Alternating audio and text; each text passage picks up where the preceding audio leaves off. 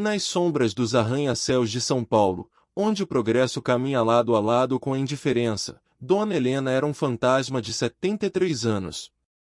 Sob o frio úmido de junho, ela despertou na Praça da Sé com os ossos clamando por uma trégua que a vida não lhe dava mais. O que restava daquela mulher, que um dia trabalhou em 3 turnos como faxineira para garantir o diploma de administração do filho, era apenas uma mochila surrada e uma dignidade que teimava em não se apagar por completo. Apesar de as calçadas da Zona Leste terem se tornado seu único teto após o despejo cruel causado por um derrame e pela ausência de socorro familiar. A fome não era mais uma sensação, era uma dor física que a dobrava ao meio enquanto caminhava pela rua direita.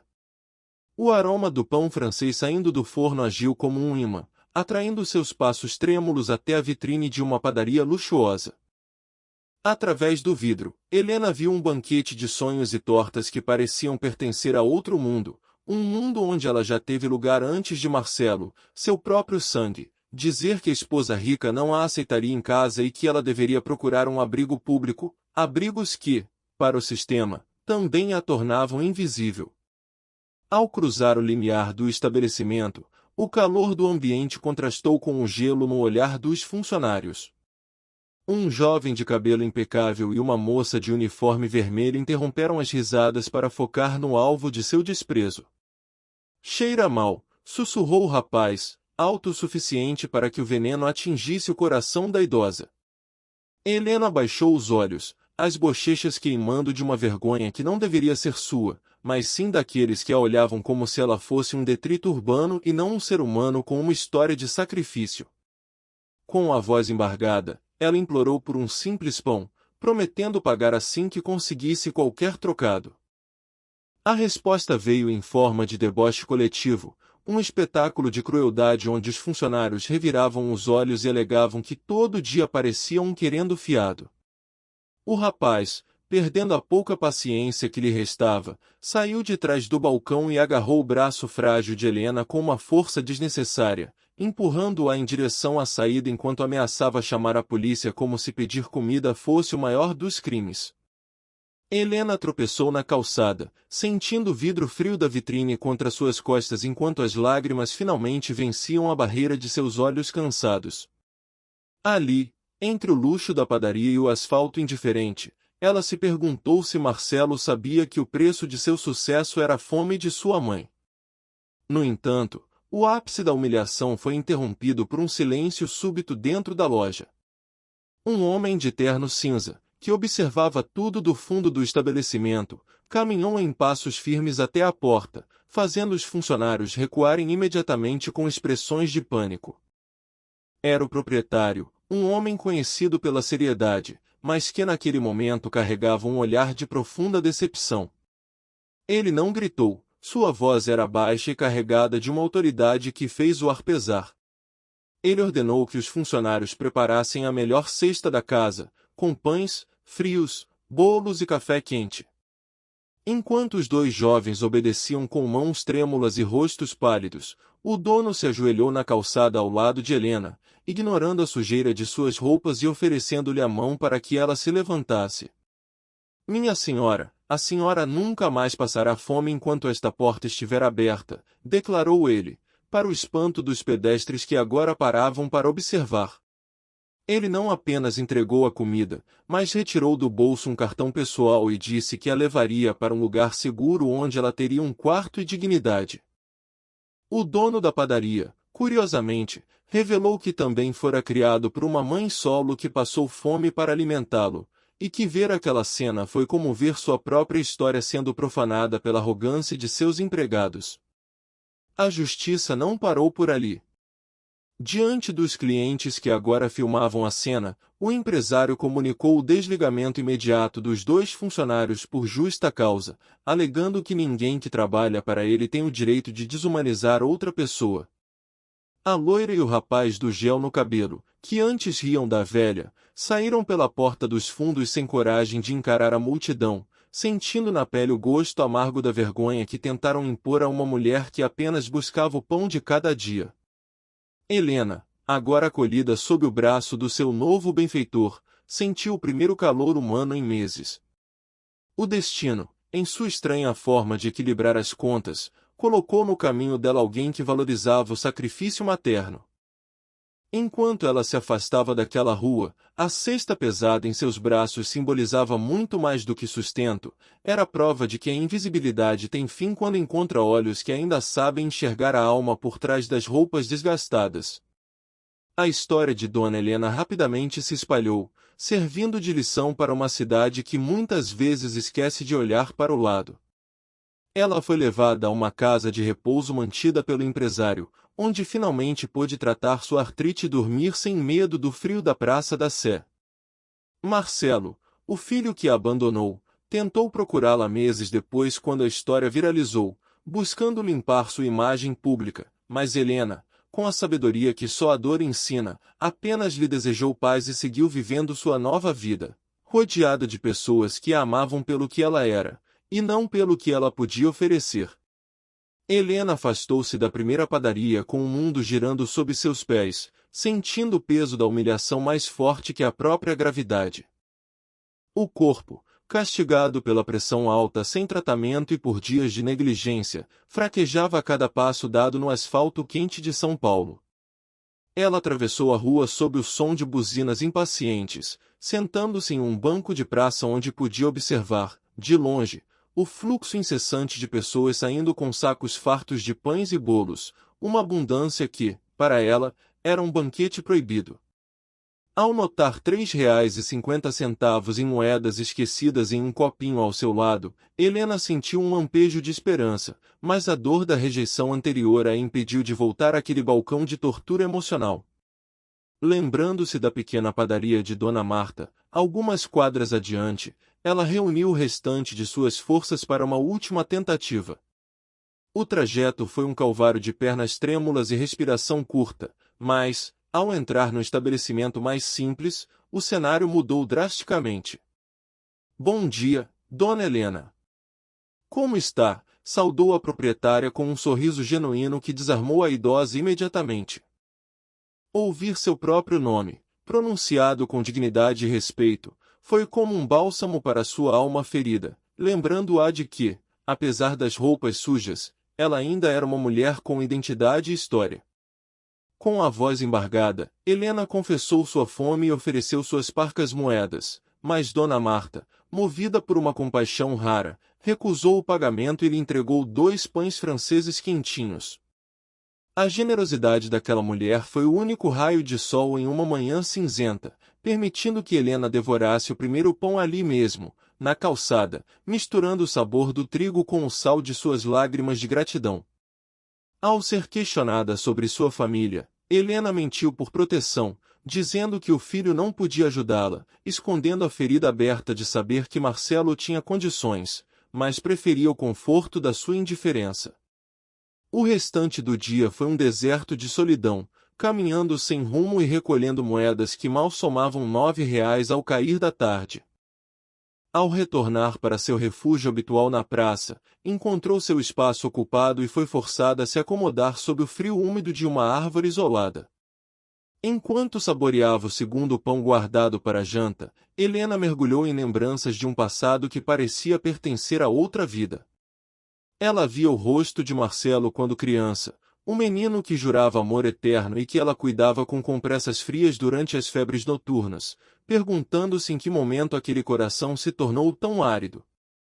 O sono foi um campo de batalha de pesadelos vívidos, onde ela sonhava que o próprio filho estava entre os funcionários que a expulsaram da padaria, gritando que ela não era sua mãe. Helena acordou sobressaltada, suando no frio da madrugada, cercada pelo som de outros desamparados que dividiam o mesmo destino cruel. 3 semanas se passaram nesse ciclo de sobrevivência, e a saúde de Helena definhava visivelmente, a tosse tornara-se crônica e o inchaço nas pernas a impedia de caminhar mais do que alguns metros sem precisar de apoio. Numa tarde de quinta-feira, o destino decidiu cobrar sua conta de forma inesperada em plena Avenida Paulista.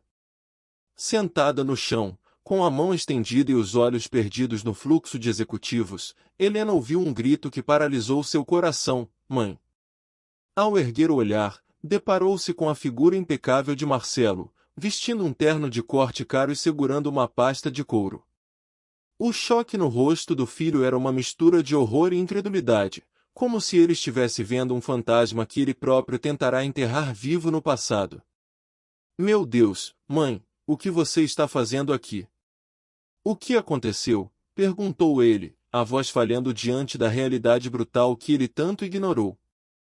Helena sentiu uma onda de raiva misturada com uma vergonha profunda por ser vista naquela condição deplorável, mas a verdade não podia mais ser silenciada. Você sabe muito bem o que aconteceu, Marcelo, respondeu ela com uma voz fraca, mas carregada de uma autoridade dolorida. Eu perdi tudo. Liguei pedindo socorro e você me mandou procurar um abrigo público porque sua vida perfeita não tinha espaço para mim. Marcelo olhou ao redor, visivelmente incomodado com a atenção que a cena atraía dos passantes e colegas de trabalho. O homem de sucesso, administrador de multinacional, via sua fachada de perfeição desmoronar diante daquela senhora de cabelos brancos e roupas desgastadas. O silêncio que se seguiu foi preenchido apenas pelo barulho da avenida, enquanto a consciência de Marcelo lutava contra as desculpas que ele vinha contando a si mesmo durante meses de abandono deliberado. A justiça poética daquele encontro forçado na vitrine da elite paulistana era inegável. Ali, onde o dinheiro dita o valor das pessoas, um filho era confrontado com o custo humano de sua ascensão social e de sua submissão ao desprezo da esposa pela sogra. Helena não buscava vingança, mas a luz do sol sobre suas feridas forçou Marcelo a enxergar que o problema financeiro que ele alegara no telefone era uma mentira covarde para sustentar um padrão de vida que excluía a mulher que deu tudo para que ele chegasse ali. O confronto na calçada foi o ponto de ruptura definitivo na vida de ambos. Enquanto Marcelo tentava desesperadamente encontrar palavras para justificar o injustificável, Helena percebeu que a fome de pão era pequena perto da fome de caráter que consumia o filho. A dignidade que ela mantivera, mesmo dormindo sob árvores, brilhava mais forte que o terno dele. A partir daquele momento, a história de Dona Helena tomaria um rumo que nenhum dos dois esperava, provando que o sangue pode até unir, mas é a compaixão que define quem realmente pertence à nossa família. Marcelo olhou em volta, o rosto transformado em uma máscara de puro constrangimento. O murmúrio das pessoas que paravam para assistir à cena era como um chicote estalando em seus ouvidos. Mãe, não foi bem assim. Vamos conversar em outro lugar. Vem comigo, ele implorou, estendendo uma mão que Helena recusou prontamente. O recuo dela foi um golpe de dignidade ferida, ela não aceitaria ser escondida como um segredo sujo. Não, você está com vergonha de mim, é isso. Vergonha que alguém veja que sua mãe é moradora de rua, ela questionou, fazendo a voz ecoar pela calçada enquanto ele tentava, desesperadamente, conter o que chamava de escândalo, ignorando que o verdadeiro escândalo era o abandono que a trouxera até ali. As vozes ao redor tornaram-se um tribunal público, onde estranhos condenavam o filho de terno impecável que deixará o próprio sangue ao relento. Marcelo, acuado pela pressão social, tentou justificar o injustificável, mencionando promoções no trabalho e a resistência da esposa, Patrícia. Você vai me ajudar agora porque está com vergonha, Marcelo. Não porque se importa comigo, sentenciou Helena, com a lucidez de quem já não tinha nada a perder. Ela recusou a oferta de um aluguel distante, percebendo que ele apenas desejava empurrá-la para longe de seu círculo social de luxo, mantendo-a invisível, mas agora com um teto que servisse de mordaça para sua consciência. O ultimato de Marcelo foi a prova final de sua covardia. Se você quiser minha ajuda, vamos embora agora. Se não quiser, fica aí. Diante da frieza do filho, Helena escolheu a liberdade dolorosa da rua em vez da caridade humilhante de quem a via como um fardo. Ela o assistiu desaparecer na multidão da Avenida Paulista, uma silhueta cara sumindo entre milhares de outras indiferenças. Sozinha novamente, ela desabou em um choro que carregava décadas de sacrifício desperdiçado, sentindo o peso de cada noite em claro que passará cuidando de um menino que se transformará em um homem incapaz de retribuir o mais básico dos afetos. A solidão da noite trouxe novos golpes. Ao retornar para seu canto habitual sob a árvore, Helena descobriu que o pouco que possuía, sua mochila com documentos, roupas e o cobertor que a protegia do frio, havia sido roubado. Sentada no chão gélido, ela olhou para o céu nublado de São Paulo, onde as estrelas eram sufocadas pela poluição, e sussurrou uma prece desesperada por forças. Os dias seguintes foram um teste de resistência quase sobre-humano. Sem o cobertor, o frio de julho penetrava em seus pulmões, transformando uma tosse leve em uma febre persistente que fazia seu corpo miúdo tremer sem parar sob a marquise de uma galeria comercial. A pneumonia começou a cobrar seu preço, deixando Helena sem forças sequer para mendigar. Foi nesse estado de vulnerabilidade extrema que Ana Paula, uma jovem de cabelos curtos e olhar atento, cruzou seu caminho. Ao contrário dos milhares que passavam apressados, a moça parou, agachou-se e sentiu o calor da febre na testa da idosa. "Você precisa de um médico", afirmou a jovem, ignorando as desculpas de Helena sobre as filas intermináveis dos postos de saúde. Ana Paula não apenas prometeu ajuda, ela agiu, retornando em poucos minutos com café quente, um sanduíche e uma manta nova que cheirava a cuidado e esperança. "Por que você está fazendo isso por mim?", perguntou Helena, com os olhos marejados diante de uma bondade que ela já não esperava encontrar no mundo. Ana Paula sorriu, explicando que trabalhava em uma ONG e que sua própria avó passará por dificuldades semelhantes. A promessa não era de um abrigo lotado e impessoal, mas de uma clínica conveniada onde a dignidade de Helena seria tratada com a mesma prioridade que sua saúde. Meia hora depois, uma van branca estacionou, e Helena foi ajudada por voluntários que a trataram não como um estorvo urbano, mas como a mãe, a avó e mulher que ela sempre fora. Na clínica, localizada na Zona Norte, o ambiente era simples, mas exalava uma limpeza e uma paz que Helena não sentia há anos. Uma médica jovem e atenciosa realizou os exames necessários, confirmando que o corpo de Helena já gritava, a pneumonia era severa e a pressão arterial estava em níveis perigosos. "A senhora vai precisar ficar internada aqui por uns dias para tomarmos os antibióticos na veia e estabilizarmos seu quadro", explicou a doutora. Pela primeira vez em muito tempo, Helena não precisou se preocupar com onde dormiria ou se alguém roubaria seus pertences enquanto fechava os olhos. Enquanto o soro e os medicamentos entravam em seu sistema, Helena começou a recuperar não apenas a saúde física, mas a clareza mental.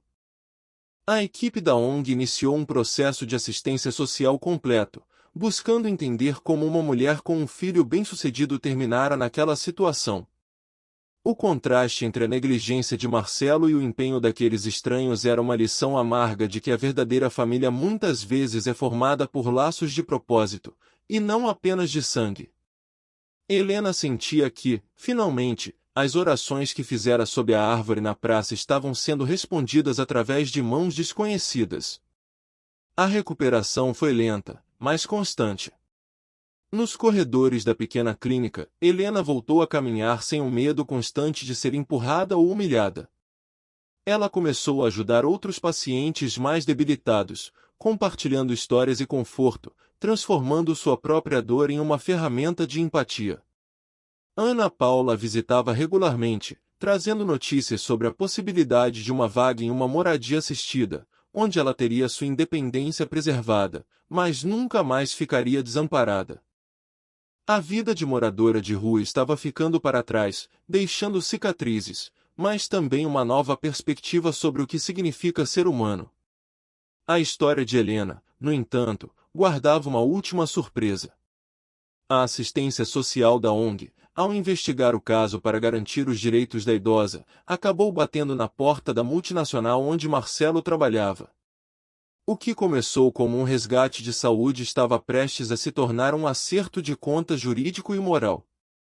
Enquanto Helena descansava em seus lençóis limpos, O mundo lá fora começava a se movimentar para garantir que o abandono de incapaz não ficasse impune, provando que a justiça, embora às vezes tardia, encontra caminhos inesperados para proteger aqueles que a sociedade escolheu esquecer.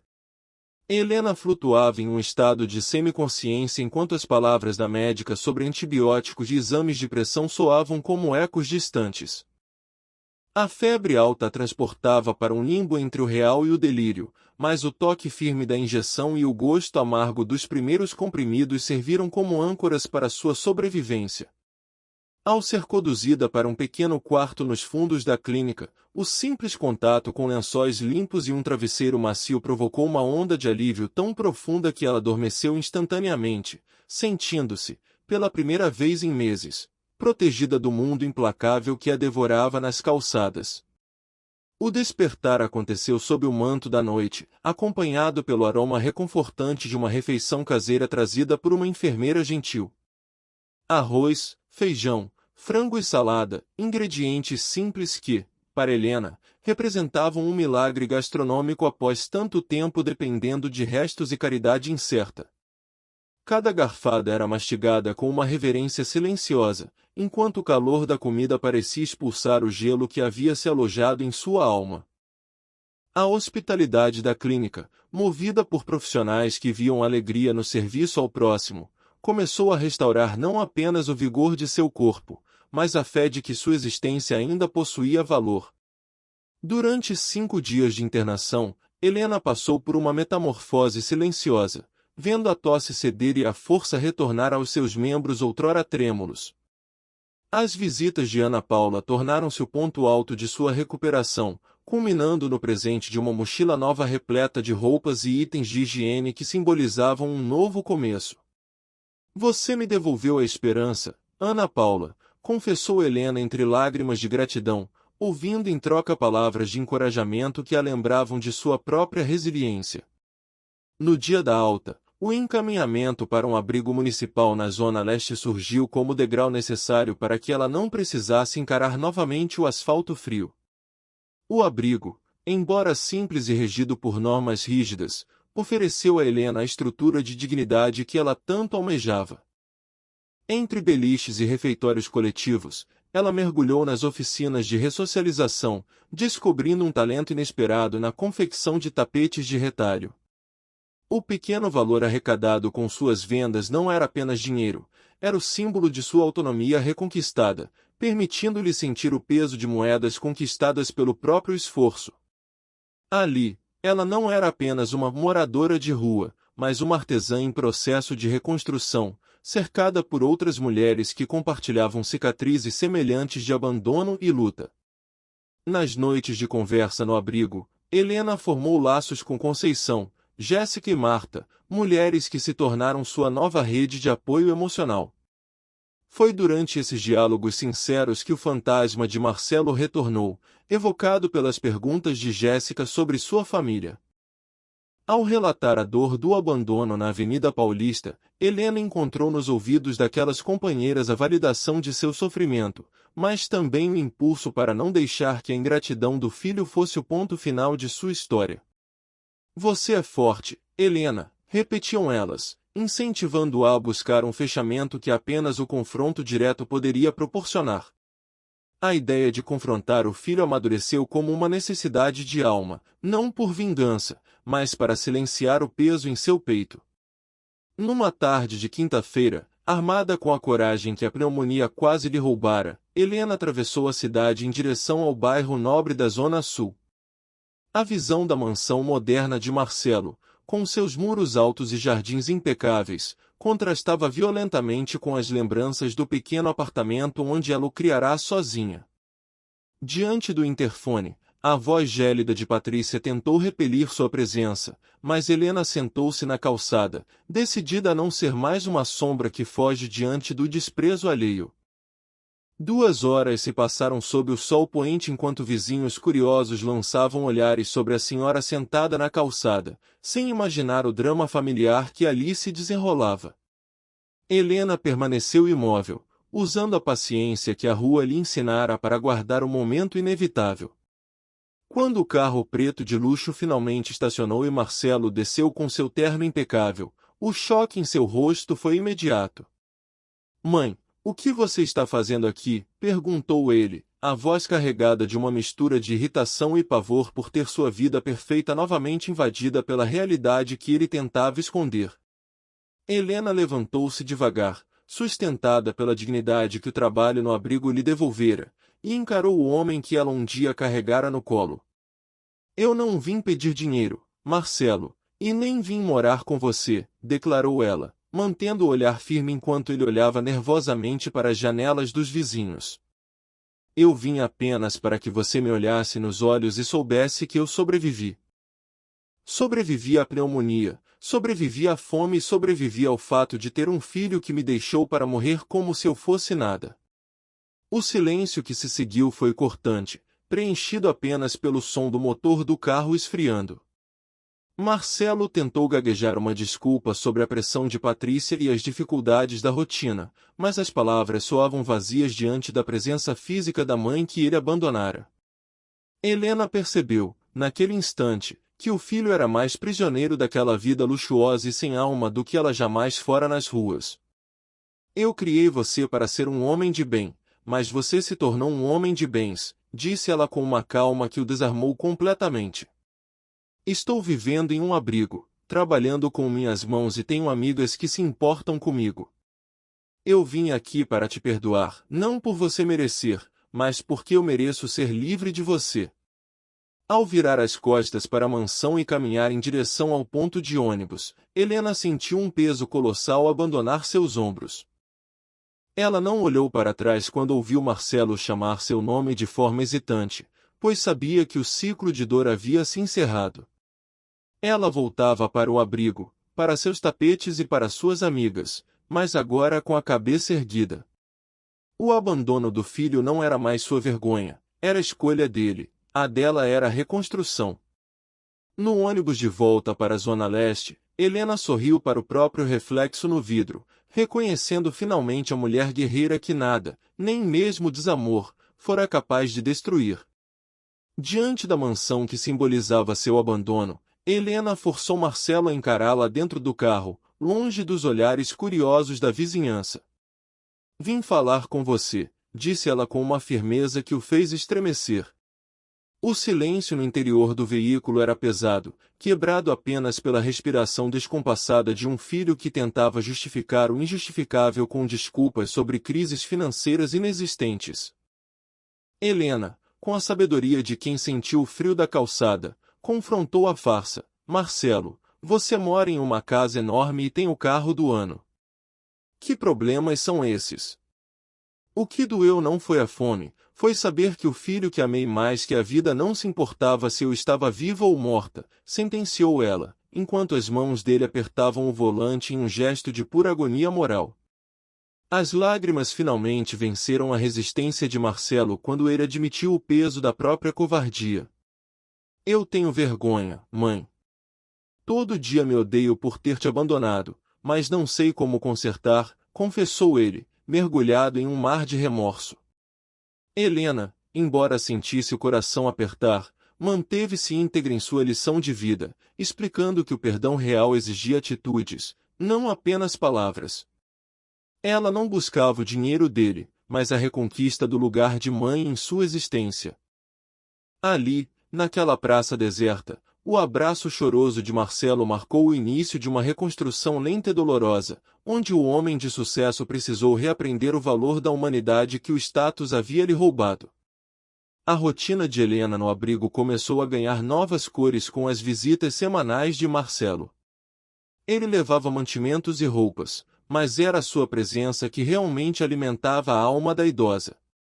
No entanto, o processo de cura enfrentava a resistência ferrenha de Patrícia, que via na reaproximação uma ameaça ao seu controle e ao status da família.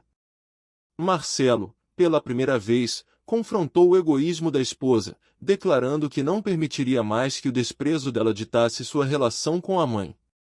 A tensão doméstica escalou ao ponto de Marcelo admitir para Helena que a separação era iminente, pois ele finalmente enxergara que a mulher com quem casara carecia da empatia mais básica. Enquanto o drama familiar se desenrolava, Helena florescia no abrigo através do trabalho manual. Seus tapetes de retalho, tecidos com a paciência de quem remenda a própria vida, tornaram-se um sucesso nas feiras locais. Ela já não era a sombra que mendigava pão, agora, tinha moedas no bolso e amigas como Dona Conceição e Marta, que validavam sua força diariamente. A notícia de que fora contemplada em um programa habitacional trouxe a promessa de um lar próprio em poucos meses, devolvendo-lhe a perspectiva de um futuro onde a chave de uma porta representava, acima de tudo, a sua liberdade e segurança reconquistadas. Em uma tarde de terça-feira, o destino sorriu para Helena através de uma visita inesperada na recepção do abrigo. Era Ana Paula, a jovem da ONG que fora seu anjo da guarda nos dias de pneumonia. O abraço entre as duas celebrou a transformação física e emocional de Helena, que agora exibia um semblante saudável e revigorado. Sentadas no jardim, Ana Paula revelou o verdadeiro motivo de sua visita, uma proposta de emprego. A ONG estava montando um projeto de capacitação para pessoas em vulnerabilidade e precisava de uma instrutora de artesanato que tivesse a vivência necessária para inspirar os novos alunos através do exemplo e da superação. Instrutora. Eu? Perguntou Helena, incrédula diante da oportunidade de transformar seu sofrimento em ensinamento. Ana Paula foi categórica ao afirmar que o diploma de vida de Helena valia mais do que qualquer formação acadêmica, pois ela sabia exatamente o que era estar no fundo do poço e encontrar forças para subir. Helena aceitou o desafio com os olhos marejados, percebendo que o universo não estava apenas lhe devolvendo a saúde, mas também uma missão. O convite para receber um salário digno e coordenar uma oficina representava o ápice de sua jornada de resgate, transformando a ex-moradora de rua em uma líder comunitária em potencial. O treinamento para a nova função exigiu que Helena aprendesse técnicas pedagógicas e planejamento de aulas, tarefas que ela abraçou com uma dedicação absoluta. Marcelo, ao saber da novidade, transbordou de orgulho, vendo na mãe a materialização de uma força que ele próprio quase destruíra. Pela primeira vez em muito tempo, tenho orgulho de mim mesma, confessou ela ao filho, sentindo que a sua identidade não estava mais vinculada ao abandono, mas ao sucesso de suas próprias mãos. O treinamento não apenas a preparou para ensinar, mas solidificou sua autoconfiança para enfrentar qualquer desafio que o futuro pudesse apresentar. O primeiro dia de trabalho como instrutora chegou em uma segunda-feira chuvosa de setembro, mas o clima cinzento não afetava o brilho nos olhos de Helena. Vestindo uma roupa nova e carregando sua mochila com orgulho, ela pegou o ônibus em direção à Zona Norte, sentindo-se parte vibrante da engrenagem da cidade. O galpão da ONG, com suas máquinas de costura e prateleiras repletas de fios coloridos, tornou-se seu novo santuário. Ali, o cheiro de tecido novo substituía o aroma amargo da negligência, e cada mesa comprida estava pronta para receber pessoas que, como ela, buscavam um recomeço através da arte e do acolhimento. Ao entrar na oficina, Helena viu os primeiros alunos chegando com olhares tímidos e ombros caídos, reflexos da dura realidade das ruas que ela conhecia tão bem. Com um sorriso acolhedor, ela se apresentou não como uma professora distante, mas como alguém que já dormira sob as mesmas marquises que eles. Nós vamos transformar esses retalhos em algo bonito, assim como estamos fazendo com nossas vidas, declarou ela, iniciando a aula com uma autoridade mansa que cativou a todos imediatamente. O toque dos tecidos e o som das máquinas criavam uma sinfonia de esperança que preenchia o galpão e o coração de cada presente. A história de Dona Helena, que começou com um pedido desesperado por pão e o deboche de funcionários cruéis, encerrava-se com uma lição magistral de resiliência. Ela não apenas recuperou sua saúde e o vínculo com o filho, mas encontrou um propósito maior ao ajudar outros a saírem da invisibilidade. Marcelo, agora separado e buscando ser um pai melhor, aprenderá que a herança mais valiosa de uma mãe não é o que ela deixa financeiramente, mas o exemplo de dignidade que ela carrega. Helena, cercada por seus alunos e retalhos coloridos, finalmente entenderá que a vida, assim como um tapete, é feita de pedaços quebrados que, quando unidos com amor, formam uma obra de arte única. O ambiente da nova oficina era simples, com aroma reconfortante de tecido novo e café fresco, mas para Helena, aquele galpão representava um palácio de possibilidades. Ana Paula a recebeu com um abraço apertado, percebendo o leve tremor nas mãos da nova instrutora. Preparada para o primeiro dia? Perguntou a jovem com um sorriso encorajador. Helena confessou o nervosismo, mas ao ver as 10 mulheres cruzarem a porta, todas carregando nos olhos o peso da invisibilidade que ela conhecia tão bem, a insegurança deu lugar a uma determinação feroz. Ela não estava ali apenas para ensinar a costurar retalhos, estava ali para provar que nenhum pedaço de vida é pequeno demais que não possa ser transformado em arte. Helena cumprimentou cada aluna com um aperto de mão firme e um olhar direto, recusando-se a tratá-las com a piedade que tanto a machucara no passado. Meu nome é Helena e eu sei exatamente pelo que vocês estão passando, começou ela, silenciando o burburinho da sala. Há poucos meses, eu dormia na rua e passava fome. Se eu consegui me levantar e estar aqui hoje, cada uma de vocês também consegue. O impacto de suas palavras foi imediato, o ceticismo nas faces de mulheres como Joana, que carregava cicatrizes visíveis e invisíveis, dissolveu-se diante da verdade nua de quem falava com a autoridade de quem sobreviveu ao abismo. As aulas tornaram-se um santuário de paciência e troca, onde Helena demonstrava que o erro não era motivo de crítica, mas uma oportunidade de fazer diferente. Joana, intrigada com a resiliência da mestre, questionou como ela conseguirá não desistir após tantas quedas. Encontrei pessoas boas e decidi que as circunstâncias não definiriam quem eu sou, respondeu Helena, enquanto ensinava a combinar cores ousadas. Ela explicava que a reconstrução da dignidade é um passo de cada vez, um retalho por dia, até que o mosaico da vida comece a fazer sentido novamente, transformando a dor em sustento e a vergonha em orgulho profissional. Com o passar das semanas, a oficina floresceu e os tapetes produzidos pelas alunas começaram a ganhar destaque nas feiras de artesanato, gerando a primeira renda real para aquelas mulheres. A vitória de Joana, que conseguiu alugar um pequeno quarto com o dinheiro das vendas, foi celebrada por Helena com um abraço emocionado. Ver suas alunas recuperando a autonomia e, em casos como o de Cristina e Mara, reconciliando-se com famílias ou vencendo vícios, era prova de que o propósito de Helena ia muito além do artesanato. Ela estava devolvendo a elas a humanidade que a sociedade tentará apagar sob as marquises frias da cidade. Em novembro, o ciclo de superação de Helena atingiu seu ápice com a entrega das chaves de seu próprio apartamento no programa habitacional. Marcelo a acompanhou até o imóvel na Zona Leste, um espaço simples no terceiro andar que, para Helena, parecia o lugar mais luxuoso do mundo. Ao percorrer os cômodos vazios com lágrimas nos olhos, ela não via apenas paredes brancas, via a mesa onde faria almoços de domingo e o quarto onde finalmente poderia ser a avó que lhe fora proibido ser. Vou poder ter meus netos aqui, sussurrou ela, sentindo o peso de meses de solidão ser finalmente substituído pela esperança de um lar. A conversa no novo apartamento também trouxe revelações sobre a vida pessoal de Marcelo, que confessou ter pedido o divórcio. Ele explicou que o processo de reaproximação com a mãe o fizera enxergar a ausência de empatia e o materialismo vazio de Patrícia. Helena sentiu um misto de preocupação pelos netos e alívio por saber que o filho não seria mais prisioneiro de um casamento baseado em aparências. Marcelo garantiu que a guarda seria compartilhada e que, finalmente, as crianças teriam a liberdade de conhecer a verdadeira história da família, sem os preconceitos que antes bloqueavam o caminho entre a avó e os netos. Os dias que antecederam a mudança foram um mutirão de solidariedade e recomeço.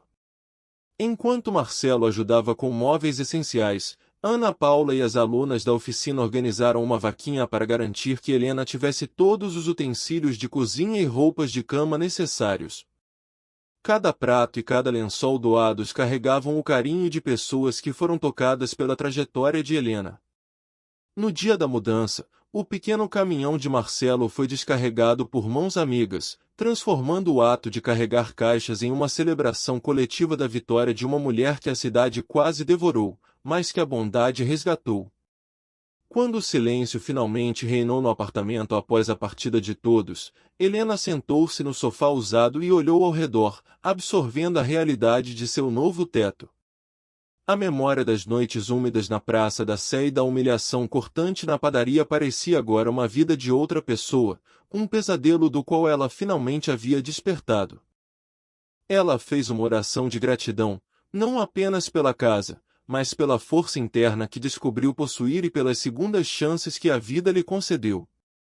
O apartamento era pequeno, mas sua alma agora ocupava um espaço imenso, livre das amarras do desespero e da invisibilidade.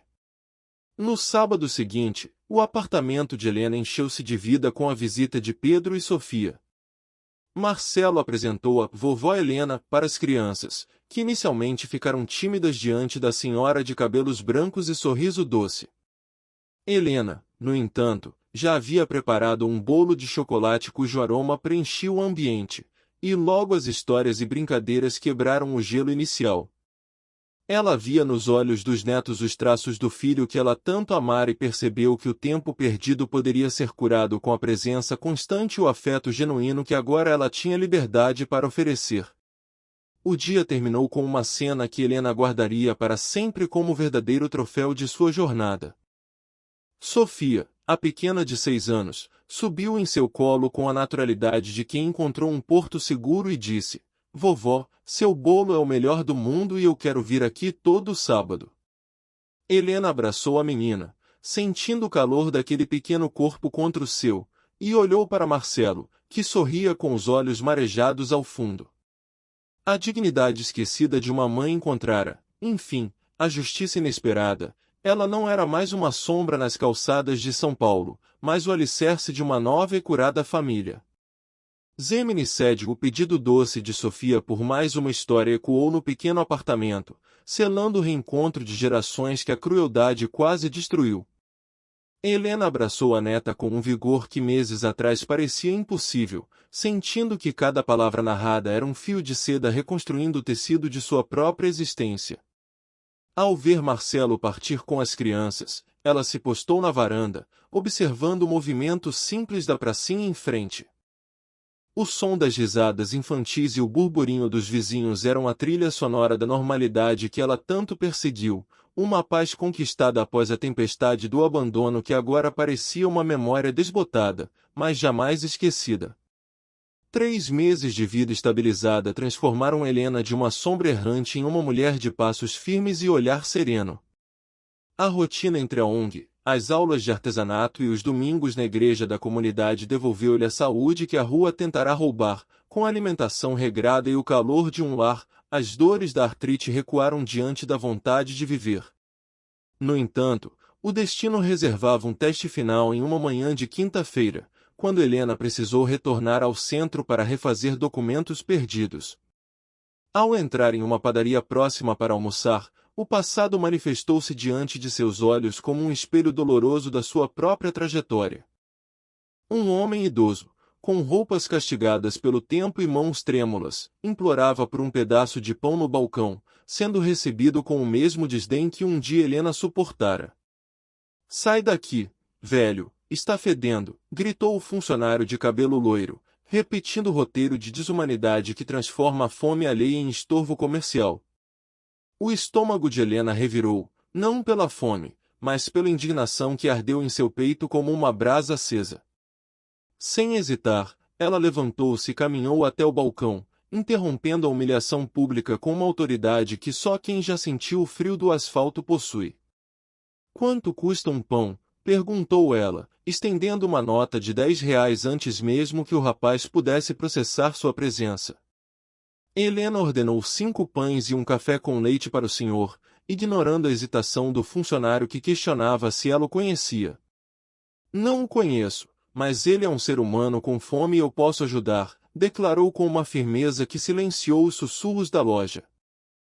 Quando o rapaz tentou impedir o idoso de sentar-se à mesa, Helena confrontou a gerência, exigindo que o direito de comer com decência fosse respeitado, garantindo ao homem um momento de paz que ela mesma um dia teve negado. Ao sair dali, Helena sentiu que sua missão havia se expandido para além das paredes de sua nova casa.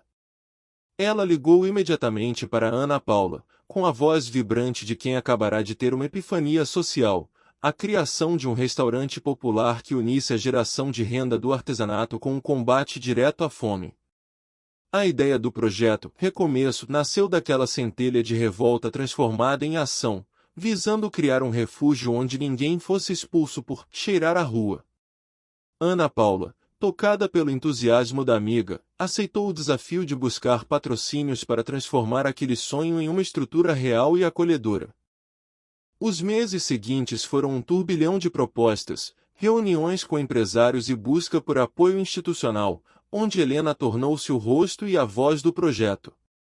Muitas portas se fecharam com a frieza do preconceito, mas a persistência daquelas duas mulheres acabou por sensibilizar uma rede de supermercados e uma construtora local.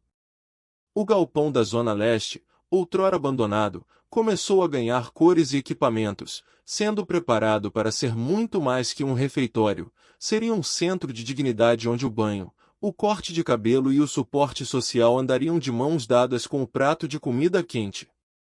Em junho do ano seguinte, o restaurante popular Recomeço abriu suas portas sob o céu azul de São Paulo, marcando o ápice da redenção de Helena.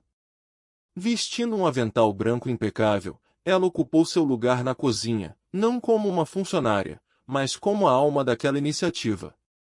Marcelo apareceu com Pedro e Sofia, transbordando um orgulho que brilhava em seus olhos molhados. Nada disso teria acontecido se você não tivesse voltado para minha vida, confessou ela ao abraçá-lo, reconhecendo que o perdão familiar fora o combustível necessário para que ela pudesse agora perdoar e cuidar de toda uma comunidade. Na hora do almoço, a fila que se formou na porta era um mosaico da dor urbana. Idosos, jovens e famílias inteiras buscavam o sustento que a cidade muitas vezes lhes negava. Helena fez questão de servir os pratos pessoalmente, oferecendo a cada pessoa não apenas alimento, mas um olhar de reconhecimento e respeito. Ao reencontrar seu Antônio, um antigo conhecido das calçadas, ela o convidou a sentar-se com a deferência devida a um convidado de honra. As lágrimas do homem ao ser chamado pelo nome foram a confirmação de que o restaurante estava cumprindo seu papel mais profundo, devolver a identidade aos invisíveis. O sucesso do projeto foi imediato, servindo centenas de refeições diárias e tornando-se um ponto de referência para a assistência social da região. Helena dividia seus dias entre o vapor das panelas pela manhã e o colorido dos tecidos na oficina de artesanato à tarde, vivendo um cansaço que ela descrevia como bendito.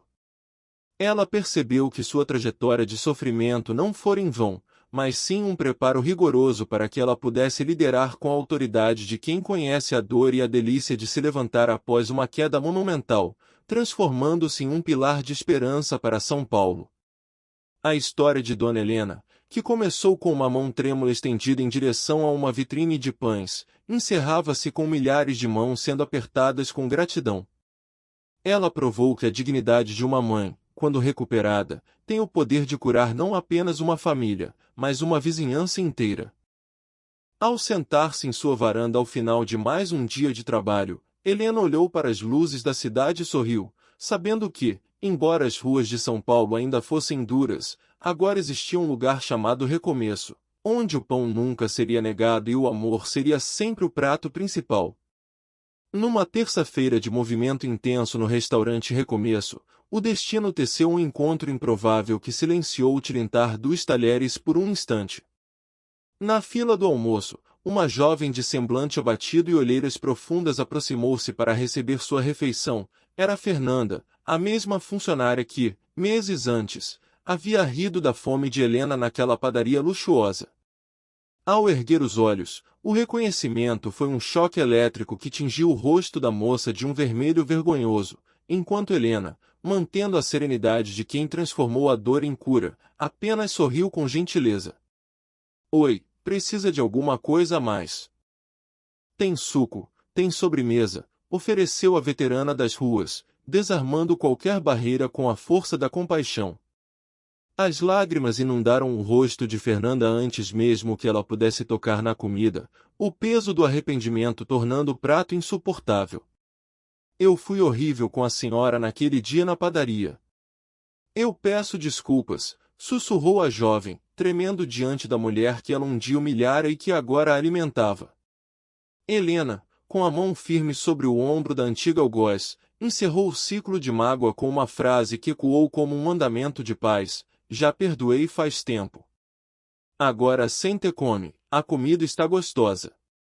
Naquele refeitório, o perdão não foi apenas uma palavra, mas um ato concreto de humanidade que permitiu a Fernanda chorar a própria queda enquanto era amparada pela dignidade de quem ela tentou diminuir. Após a refeição, as duas sentaram-se na área de convivência, onde Fernanda confessou que a roda da fortuna girara de forma cruel, perderá o emprego, o teto e a esperança, estando agora à beira do mesmo abismo onde Helena habitara. Eu entendo agora o desespero que a senhora sentiu, e me odeio por ter rido de você, desabafou a moça, encontrando em Helena não um juiz, mas um guia. Você era jovem e imatura, e a gente só aprende certas coisas quando passa por elas, consolou a instrutora, conduzindo Fernanda imediatamente à assistência social da ONG.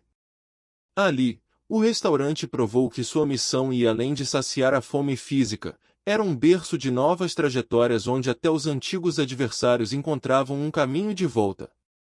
A história do restaurante Recomeço começou a transbordar os limites do bairro, ganhando as manchetes de jornais e os holofotes de emissoras de TV que queriam entender o fenômeno daquela ex-moradora de rua que movia montanhas. Com a visibilidade, as doações multiplicaram-se, permitindo que o projeto expandisse para 400 refeições diárias, tornando-se um símbolo de resistência urbana em São Paulo.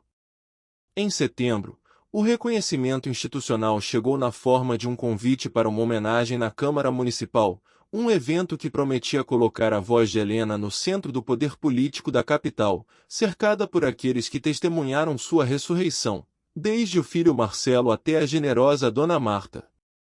No dia da cerimônia, o plenário estava tomado por uma multidão diversa, voluntários, alunas de artesanato, autoridades e curiosos que queriam ver a vovó Helena.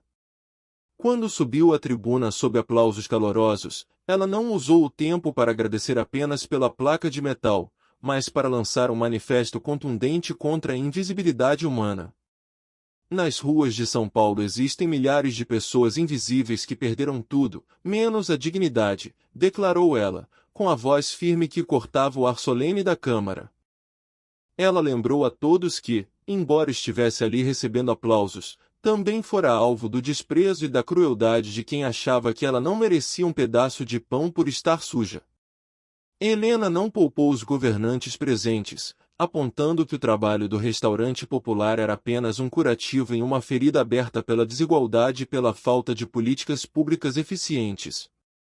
A gente precisa fazer melhor como sociedade, precisamos de mais abrigos, mais moradias e mais oportunidades reais, cobrou ela, provocando desconforto em alguns vereadores enquanto a plateia a interrompia com aplausos de pé. O discurso tornou-se um marco, pois não vinha de uma teoria acadêmica, mas da pele de quem sentirá o frio do asfalto e o calor da superação, transformando a tribuna política em um altar de verdade e justiça social. A mensagem final de Helena foi dirigida diretamente aos cidadãos, pedindo que nunca mais desviassem o olhar de quem está em situação de rua. Ela é alguém, é mãe, pai ou filho de alguém, teve uma vida antes de chegar ali e merece respeito, enfatizou, lembrando que um olhar nos olhos ou um bom dia pode ser o início do resgate de uma alma. Marcelo, assistindo ao discurso pela internet, limpava as lágrimas com orgulho, percebendo que sua mãe se tornará uma gigante cujas palavras agora curavam uma cidade inteira. A cerimônia terminou com uma ovação que não era apenas para Helena, mas para a possibilidade de redenção que ela representava para cada pessoa esquecida. À noite, em seu apartamento aconchegante, Helena descansava no sofá enquanto Pedro e Sofia brincavam na sala, o contraste com sua vida de um ano atrás parecendo um milagre palpável. O telefone tocou, e era Fernanda, agora com uma voz renovada e esperançosa, contando que conseguirá um emprego e um quarto para morar. Dona Helena, vi a senhora na TV. Eu quero ser voluntária no restaurante para ajudar outros como a senhora me ajudou, anunciou a jovem. A transformação completa da moça que antes ria e agora queria servir foi a maior das homenagens que Helena poderia receber, confirmando que o amor é a única força capaz de transmutar o caráter humano. O domingo trouxe Marcelo para buscar as crianças, e o abraço de despedida carregava o peso de uma admiração renovada. Eu fiquei pensando em como você é forte, mãe. Passou por tanto sofrimento e não ficou amargurada, disse ele, acariciando o rosto da mulher que ele quase perdeu para a indiferença.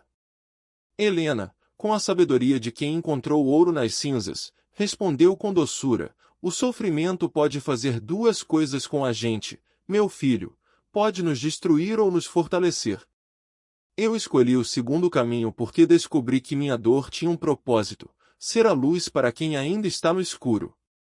Enquanto o carro de Marcelo se afastava, Helena voltou para dentro de seu lar, sentindo a paz de quem cumpriu o contrato com a própria alma. Ela olhou para as fotos dos netos na estante, para seus tapetes coloridos e para a agenda do restaurante cheia de nomes de pessoas que agora contavam com ela. A idosa abandonada que implorara por pão tornará-se a provedora de milhares, provando que a dignidade, quando regada com compaixão e coragem, floresce até no concreto mais árido de São Paulo. Helena fechou os olhos para dormir, pronta para acordar no dia seguinte e continuar a obra de costurar, retalho por retalho, um mundo mais humano para todos. Eu escolhi deixar que a dor me fortalecesse e transformá-la em compaixão pelos outros. Você é um exemplo para mim e para as crianças, declarou Marcelo antes de partir, deixando Helena sozinha na varanda. Sob o brilho tímido das estrelas paulistanas, ela elevou uma prece de gratidão pelas provações que a moldaram e pelas mãos estendidas que encontrou no caminho. Helena compreendia agora que o sentido da vida não residia no acúmulo, mas no compartilhamento, não no que se recebia do mundo, mas no que se era capaz de oferecer ao próximo, transformando cada cicatriz de seu passado em um farol de esperança para aqueles que ainda tateavam na escuridão das ruas.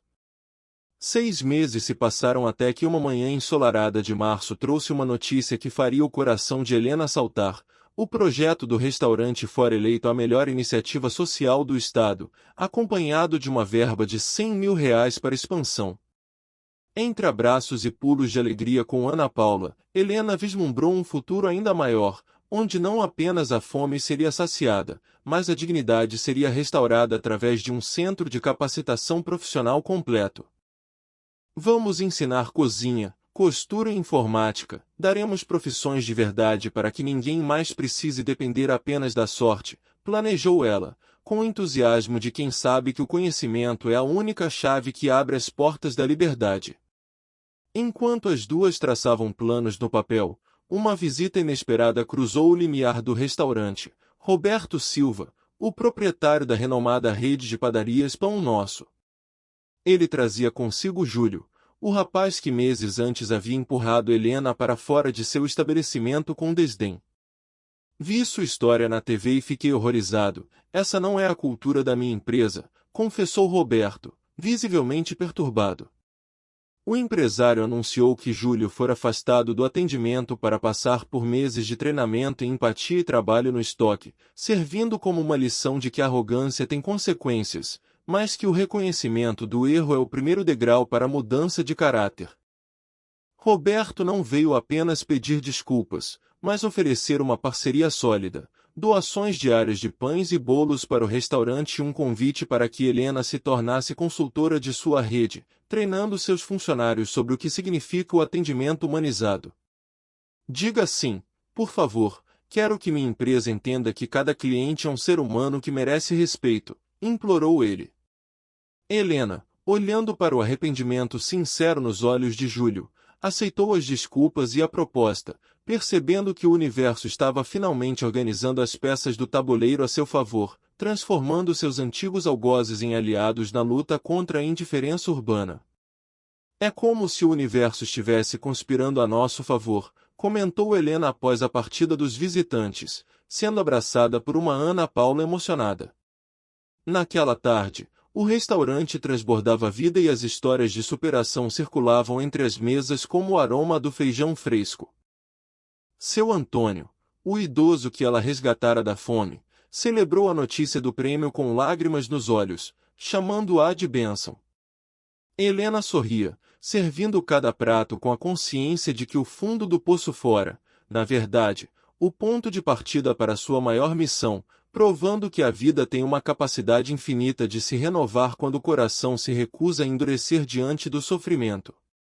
Ao telefone com Marcelo, Helena sentiu o calor do amor filial que agora era sua base segura. Mãe, sou muito grato por você não ter desistido, por ter lutado e voltado para minha vida, confessou o filho, ansioso para o aniversário de Sofia no próximo sábado. Aquelas palavras eram o bálsamo definitivo para a ferida do abandono. Saber que era amada e admirada por sua descendência dava a Helena a paz necessária para fechar os olhos todas as noites. O vínculo reconstruído não era apenas uma reparação do passado, mas a fundação de um futuro onde seus netos cresceriam aprendendo o valor da resiliência e da empatia através de seu exemplo vivo.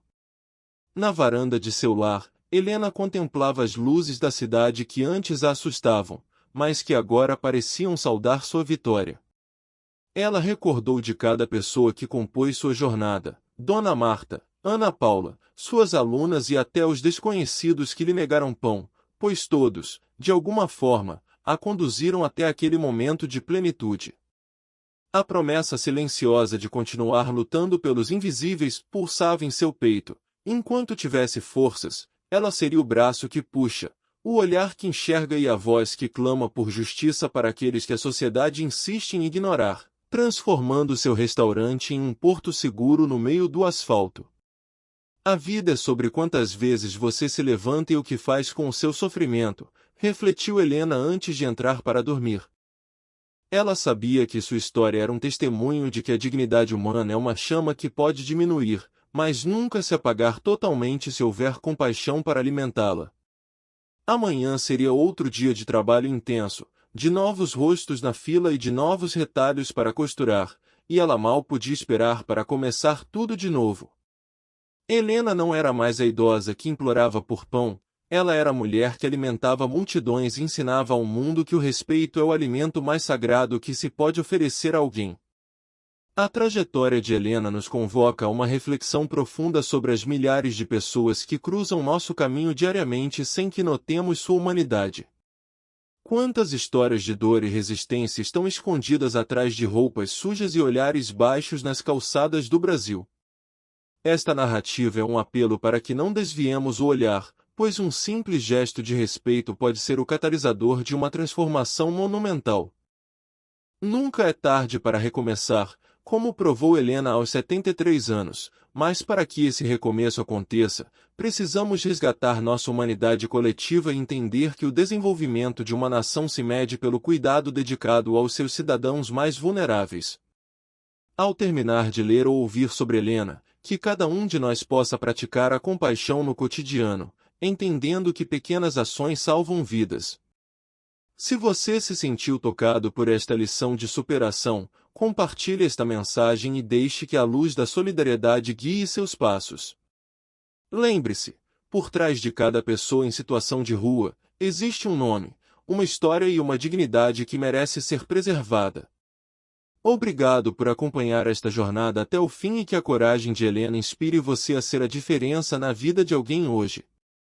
Até a próxima história, onde continuaremos a celebrar a força indomável do espírito humano e a beleza de quem escolhe amar.